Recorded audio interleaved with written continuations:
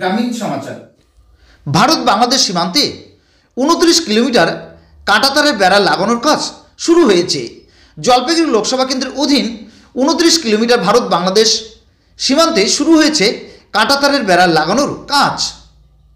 একদিকে অশান্ত বাংলাদেশ, যার প্রভাব পড়েছে ভারত বাংলাদেশ সীমান্ত এলাকায়, নজরদারি বাড়িয়েছে বিএসএফ। এরই মধ্যে জলপাইগুড়ি লোকসভা কেন্দ্রের অধীন রয়েছে 29 কিলোমিটার উন্মুক্ত সীমান্ত। এই প্রসঙ্গে সম্প্রতি জলপাইগুড়ি লোকসভা কেন্দ্রের সাংসদ ডাক্তার জয়ন্ত কুমার রায় জানান, কাঁটাতারের বেড়াবিহীন এলাকার মধ্যে কিছু অংশে নদী রয়েছে, সেই জায়গাটুকু বাদ দিয়ে বাকি এলাকায় বেড়া দেবার বিষয়টি সংসদে উত্থাপন করেছিলাম। বর্তমানে কাজ শুরু করেছে সংশ্লিষ্ট দপ্তর।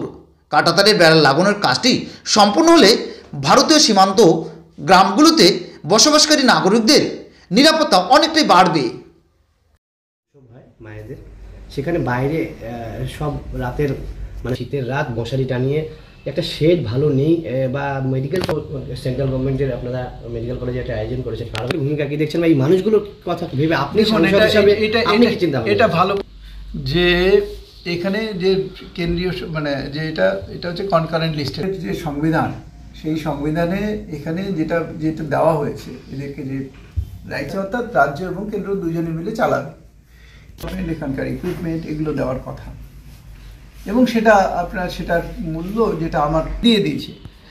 এবার বাদ বাকি 125 কোটি টাকা 20 হিসাবে বলছি, তখন 320 কোটি টাকার মধ্যে 195 কোটি টাকা যে 125 কোটি টাকা, এবং প্লাস হচ্ছে এখানকার যে অ্যাডমিনিস্ট্রেশনের দায়িত্ব সেটা কিন্তু রাজ্য সরকারের। এইবার এই ছোটোখাটো জিনিসগুলো যেগুলো এখানে রাজ্য সরকার তো রাজ্য চালাচ্ছে, মানুষের কোথায় কি অসুবিধা হচ্ছে তার সেটা বার্তা দিবেন যারা বার্তা বাংলাদেশের যেটা বলতে চাই আর কি, বাংলাদেশে যে যারা আমাদের সনাতনপন্থী মানুষ তাদের উপর যেভাবে অত্যাচার চলছে সেটা অসহনীয়। নতুন যারা এসছেন আমি তাদের কাছে রিকোয়েস্ট করবো আপনারা তাড়াতাড়ি ব্যবস্থা নিন, যাতে একটা সম্পর্কটা এরকম না থাকে যে দুই দেশের মধ্যে বৈরিতা এরকম পর্যায়ে না পৌঁছে যায় যে অন্য কিছু হয়ে যায়। কারণ আমরা একসাথে এক সময় লড়েছিলাম, স্বাধীনতা সংগ্রামের জন্য লড়েছিলাম, আমরা স্বাধীনতা পেয়েছি। স্বাধীনতা মানে কিন্তু স্বেচ্ছাচারিতাও না, আমরা আবার নিজেদের মধ্যে লাগিয়ে আবার টুকরো টুকরো হয়ে যাব, এটা আমাদের একদমই কাম্য না। আমরা শক্তিশালী হই, আমরা ভালো হই, পরস্পরকে হেল্প করলে মানুষ এক আর এক 11 হয়ে যায়। 1 আর 1 শুধু 2 না, 1 1 11 হয়ে যায়। বাংলাদেশ যেভাবে উন্নতি করছিল এবং ভারতবর্ষের কিছু মানুষও তাতে কিছু উপকৃতও হয়েছে, তাতে সবারই বেনিফিট। আমরা যদি কেউ জল অর্ধেক গ্লাস ভরা দেখে, আবার কেউ বলে যে খালি, যে অর্ধেক খালি দেখে, দেখার শুধু দেখতে হবে ঠিক মতো। যদি ঠিক মতো দেখা যায় তাহলে দেখবেন যে বিগত কয়েক বছর ধরে ভারতবর্ষের সাথে বাংলাদেশের সম্পর্কের উন্নতির কারণে বা ভালো সম্পর্কের জন্য আমরা কিন্তু দুজনেই উপকৃত হয়েছিলাম। আজকে ওখানকার যে কৃষকদের শুনি বা অনেক বাজার টাজার করতে যায় তাদের বক্তব্য শুনি, তাদের দাম সবারই বেনিফিট। আমরা যদি কেউ জল অর্ধেক গ্লাস ভরা দেখে, আবার কেউ বলে যে খালি, যে অর্ধেক খালি দেখে, দেখার শুধু দেখতে হবে ঠিক মতো। যদি ঠিক মতো দেখা যায় তাহলে দেখবেন যে বিগত কয়েক বছর ধরে ভারতবর্ষের সাথে বাংলাদেশের সম্পর্কের উন্নতির কারণে বা ভালো সম্পর্কের জন্য আমরা কিন্তু দুজনেই উপকৃত হয়েছিলাম। আজকে ওখানকার যে কৃষকদের শুনি বা অনেক বাজার টাজার করতে যায় তাদের বক্তব্য শুনি, তাদের দাম এখন বিভিন্ন রকম আলু, পেঁয়াজ ইত্যাদির আকাশ ছোঁয়া দাম। ওই আমাদের ভারতবর্ষে তো সেটা হয়নি। আজকে ভারতবর্ষ তো দিয়েওছে, এমনকি অনেক বৈরিতা সত্ত্বেও অনেক কিছু কমেন্ট করা সত্ত্বেও অনেক কিছু দেওয়াও হচ্ছে, এখনও দিচ্ছে। কিন্তু এটা তো যখন সাধারণ মানুষের মধ্যে চলে যাবে তখন তো ব্যাপারটা সরকারের মধ্যে সীমাবদ্ধ থাকবে না, সেইখানে তখন সরকারই বা কী করবে। এই জন্য আমার বক্তব্য যে আমরা পারস্পরিক যে সম্পর্ক সেই সম্পর্কটাকে বজায় রাখি। আমরা সবাই ভাই, আমরা চাই, আমাদের আমাদের এই বলছে, আমাদের ধর্মে তো একটা কথায় বলাই আছে, সর্বে ভবন্তু সুখিনঃ, সবাই ভালো থাকুক, সবাই সুস্থ থাকুক। এখনো কতটা এরিয়া কাঁটাতারের বেড়া নেই এবং কিভাবে তারা সেটা আপনারা? না, আমি একটা পার্লামেন্টে তুলেছিলাম, আপনারা বোধহয় জানেন কি জানেন না আমি জানি না, পার্লামেন্টে তুলেছিলাম যে আমাদের 29 কিলোমিটার, আমার 250 কিলোমিটারের মধ্যে আমার বর্ডার, আমার এলাকার বর্ডার হচ্ছে 250 কিলোমিটার।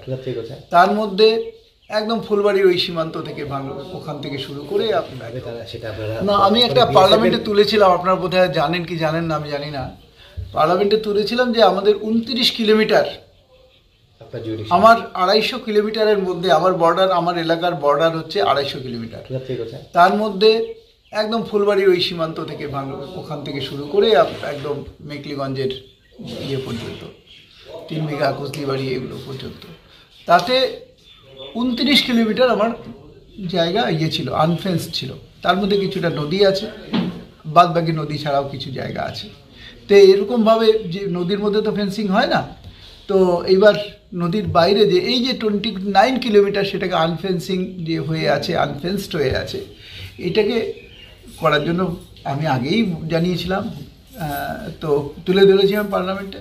আমার মনে হচ্ছে সেই কাজগুলো অনেকটা শুরু হয়েছে এবং আগামী দিনে আরও কাজটা ত্বরান্বিত হবে। এবং এখন তো দেখেছেন মানে ক্যাটল স্মাগলিং, হিউম্যান ট্রাফিকিং এগুলো অনেকটা কমে গেছে।